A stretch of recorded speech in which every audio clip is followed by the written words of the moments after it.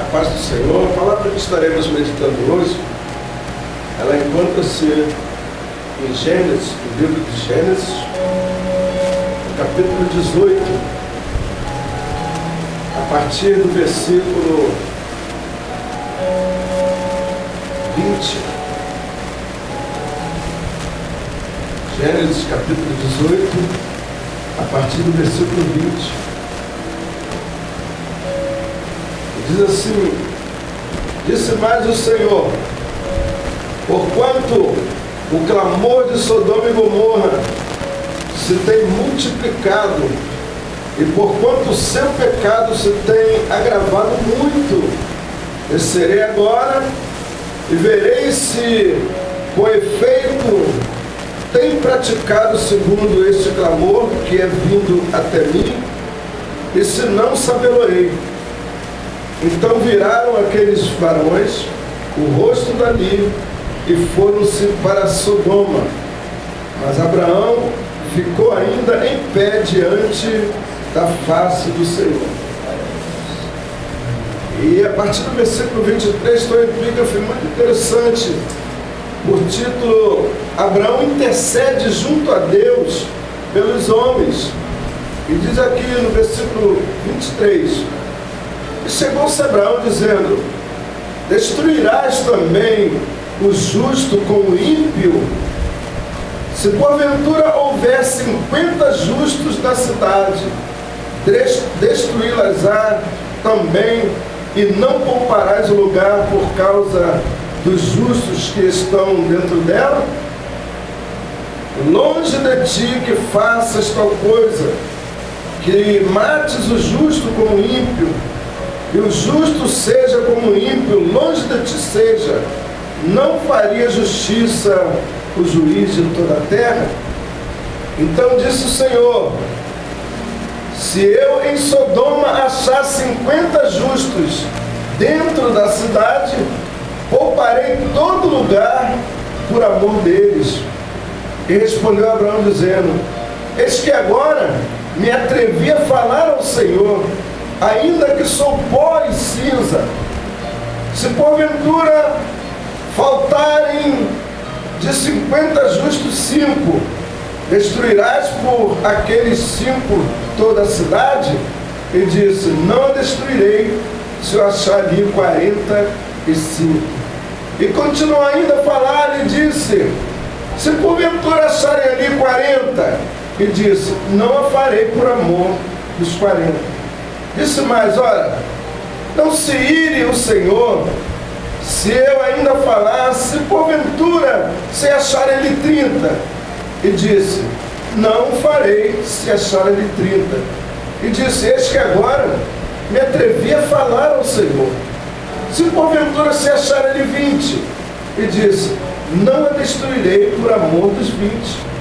E disse mais: ora, não se ire o Senhor, que ainda só mais esta vez falo, se porventura se acharem ali 10. E disse: não a destruirei por amor dos 10. E foi-se o Senhor, quando acabou de falar, a Abraão.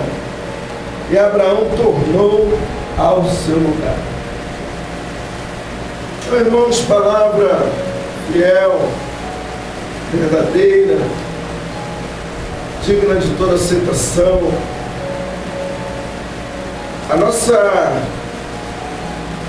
Quando Deus nos propôs a fazer esse programa, o nosso intuito é alcançar vidas, de falar do amor de Deus, mas de verdades eternas também, que é juízo. E através dos tempos, Deus ele tem executado juízos nessa terra. Nós vemos no tempo de Noé, quando Deus ele se arrependeu de ter criado o homem. E ele disse na reunião ali: o Pai, o Filho e o Espírito Santo, destruirei toda a terra, toda a carne. Mas o olhar de Deus está sobre toda a terra. E ele viu em Noé um homem justo, e chamou a Noé e falou a Noé: Noé, construa uma arca.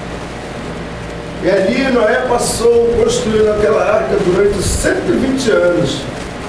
Mas ele, ocupado nos seus afazeres, no seu trabalho da arca, ele também estava pregando para aquele povo o juízo de Deus, que Deus destruiria a terra, toda a carne, através do dilúvio.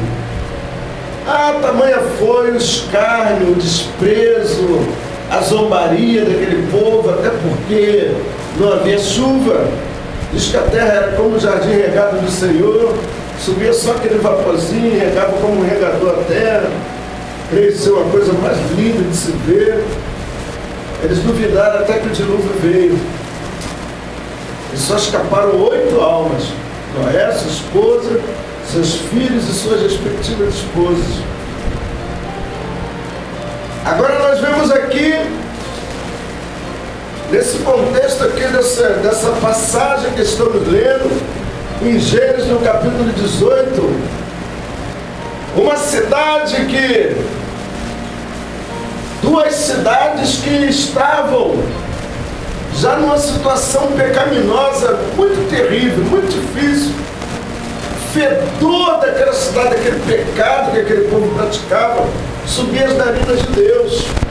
E mais, aqui não diz, mas nós sabemos, pelos estudos, estudiosos, teólogos, as pessoas que estudam, sabem, que juntamente com Sodoma e Gomorra foram destruídas mais 5 cidades circunvizinhas, que estavam nas mesmas práticas. Aquele ditado que nós sabemos, que as más conversações corrompem os bons costumes. E aí os moradores daquelas cidades circunvizinhas, por frequentarem Sodoma e Gomorra, também entraram no pecado, entraram ali nas coisas que eles praticavam, as práticas deles, lesbianismo, os sodomitas, o homossexualismo, e outras práticas abomináveis diante do Senhor. Então o que fez Deus? Deus aqui, de uma forma teofânica, o Pai, o Filho e o Espírito Santo, quando se diz em teofania, é uma forma de Deus ele aparecer para nós numa forma humana. E foi lá, nas tendas ali de Abraão, no carvalho de Mane, ali onde ele estava. E Deus ele disse para Abraão que ele queria fazer com Sodoma e Gomorra. E enviou lá, foram dos 2 varões, e ficou o pai ali com Abraão. E agora nós vemos Abraão a interceder por um povo, ainda que aquele povo, na ótica humana, na ótica justa, eram merecedores de juízo, de castigo. Mas Abraão estava ali a interceder por aquele povo. Intercedeu primeiramente por 40 justos. 40 justos, Senhor, naquela cidade. Não pouparia aquela cidade por causa de 50 justos. Não, por amor daqueles 50, eu não faria esse mal, longe de mim tal coisa. Até que chegaram-se a 10. E ali Deus foi ao seu lugar, e Abraão continuou ali na sua tenda. E o que eu quero dizer com essa mensagem, porque essa mensagem ela fala alto ao meu coração, é que desde que o nosso ministério fora criado, nós sempre estamos em oração por esse povo do Amapá, os nossos irmãos de outros bairros, pela nossa nação. Mas por que oramos? Porque agora a gente sai de Gênesis e vai lá para os Evangelhos. Nós vemos também em Mateus 24, em Lucas 23, em outros Evangelhos nós vemos também os juízos de Deus já sendo anunciados sobre a terra. Mas só que, nesse caso aqui, Abraão ficou no seu lugar. E Deus se foi, o Senhor se foi. Mas agora, quando chegamos aqui no Evangelho, nós vemos que agora, esse pecado que havia em Sodoma e Gomorra, que elas foram destruídas junto com as outras cidades, ele agora está em grande escala, está em escala mundial. Nós vemos o nosso país, o Brasil, ele tem uma extensão territorial que alcança praticamente toda a América do Sul. E um país tão grande, se você for olhar nas notícias, na mídia, o que acontece no Rio Grande do Sul, acontece lá em cima, no Macapá, lá para cima do Acre. Então está aí fora as mesmas coisas, os mesmos pecados. É feminicídio, é homicídio, é assalto, é estupro, é roubo, escândalos terríveis, né? Corrupção terrível. E Deus tem prometido que vai acabar com essa situação. Hoje não temos arca. A arca hoje é toda a igreja, mas uma igreja séria, uma igreja que prega a verdade, uma igreja que fale de amor, mas que verdadeiramente pratica o amor, e uma igreja intercessora, uma igreja que está em todo o tempo intercedendo pelos homens. Nós estamos orando por ti, porque Jesus falou: virei, estou indo aos céus, mas voltarei para buscar os meus. Porque há um juízo eminente de Deus sobre toda a carne, agora nesses tempos em que temos vivido. Ou você pensa que é só você que se indigna com essas situações, com essas coisas que estão acontecendo? Se nós que somos humanos, falhos, pecadores, estamos inconformados com isso, imagine você, um Deus santo, um Deus todo-poderoso, um Deus doador da vida. E Deus, o que Deus não tem pensado desta situação em que temos vivido? E se nós demos prosseguimento a essa leitura que nós lemos, de Gênesis capítulo 18, a partir do versículo 20, fomos adiante até o versículo 33, se nós demos prosseguimento e entrarmos no capítulo 19, nós vamos ver que Deus realmente cumpriu o que Ele havia prometido. Ele realmente destruiu Sodoma e Gomorra. Destruiu.